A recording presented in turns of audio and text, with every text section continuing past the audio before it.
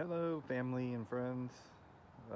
Just wanted to catch up on the GTO before I get going too far. I've been working on it a little bit. The motor is still locked up. We haven't figured that out yet. I doubt it's going to get figured out here. I believe I'm going to get the car ready to take to a shop and let them deal with it. So I've been looking around the car, found some funny stuff. Some weird stuff, some cool stuff, some good stuff, some bad, but mostly good. It's not terrible. I worked on cleaning up the motor for a few days, just cleaning up the wiring,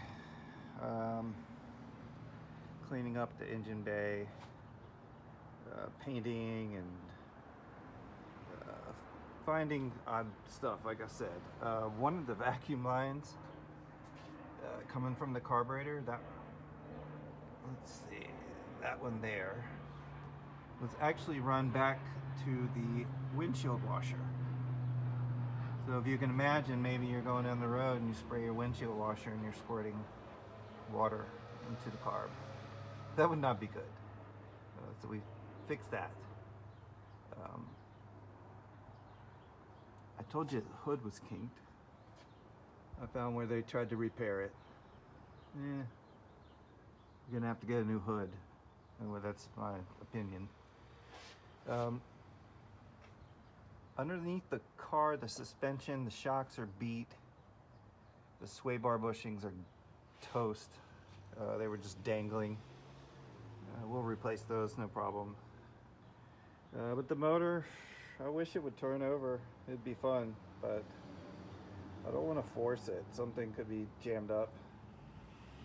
I feel like if you look at it, the heads were probably taken off and redone. The rest of the motor has the original Pontiac blue from the bottom end up, and then the intake has some. When I pulled this valve cover and I looked at the head, and man, it was crystal clear. There was no sludge, none. The motor, it was a runner, but we're gonna see what's up with it. I tried a couple different things you'd find on YouTube for unlocking motors. Diesel fuel down the carburetor, penetrant into cylinders. Nothing's really freeing it up. So what I've been doing is, I think I started stripping the car down. I took the grills out. I took the rocker moldings off.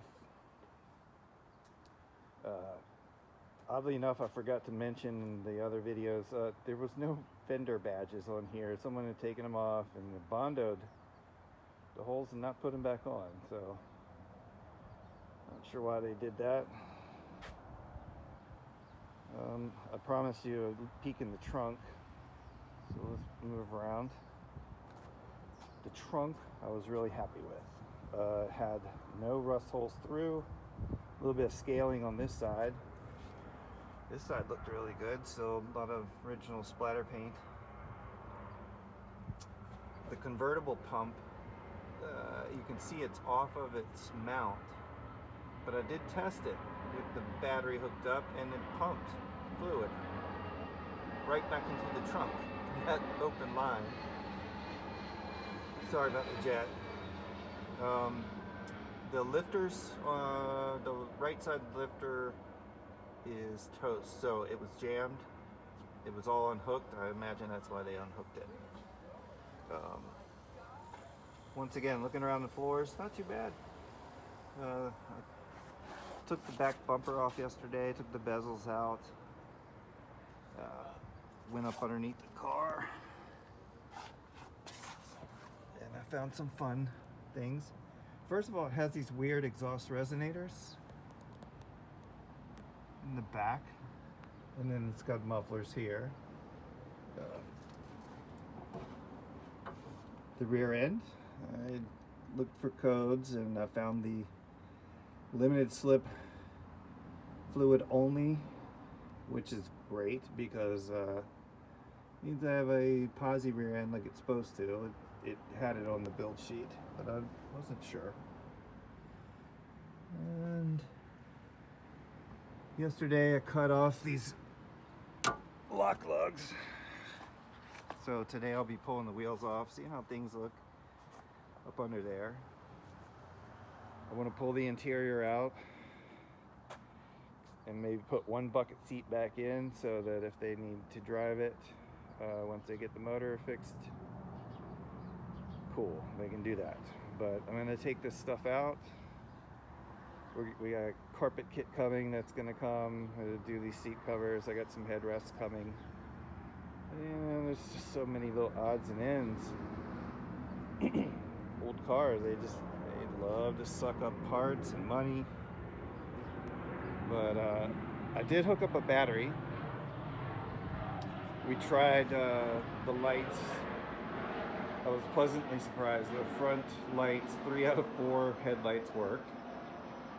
The turn signal lamps did not work, but there was, there's something going on with my turn signal switch inside. There was no handle. The side marker lights worked. Half of the tail lights worked. The horn worked. The radio did not. The heater blower motor did not. There's some things we have victories, some things little defeats, no worries. Nothing we can't work out. These Rally 2s, they'll clean up pretty good. Once again, I think we'll do the motor first, and then this baby will get ready and we'll get her set up for paint. Then once the paint's done, we'll put the interior back together, put a convertible top on it, and maybe at some point we'll be riding down the road in our convertible GTO.